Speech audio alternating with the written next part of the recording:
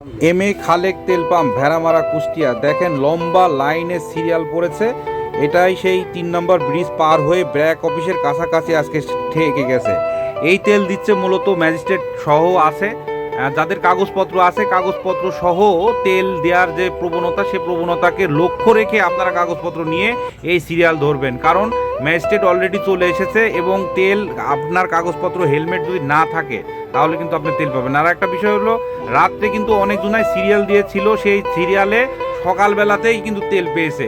কিছু হট্টগোল প্রত্যেকটা তেল পাম্পেই হচ্ছে, এখন আমাদের এখানেও কিছুটা হয়েছে, কিন্তু এখন আপাতত স্বাভাবিক আছে। দেখেন আপনারা যদি সিরিয়াল মেনটেন না করে তেল নেন তাহলে কিভাবে সম্ভব। আর একটা দেখেন যে খাওয়ারের ব্যাপারটা, আপনার সারাটা দিন সারাটা রাত ধরে এভাবে বসে আছেন, অবশ্যই বাসা থেকে কিছু খাবার বেঁধে নিয়ে আসবেন।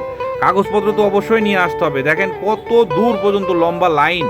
আমাদের কুষ্টিয়া জেলা ভেড়ামারা থানায় এই পেট্রোল নিয়ে যে কি কেলেঙ্কারি চলছে, 12 মাইলের পেট্রোল পাম্পগুলোও তেল দিচ্ছে না, দিতে পারছে না। কেন পারছে না তারাই জানে, আমি সঠিক বলতে পারছি না। তবে তেল প্রত্যেকটা পাম্প যদি দিয়ে দিত তাহলে এই ধরনের সংকট আমরা দেখতাম না, কারণ ভেড়ামারা না সারা বাংলাদেশে বলা হচ্ছে তেলের সংকট নাই, কিন্তু কেন বলা হচ্ছে আল্লাহ মাহবুদ সেই জানে।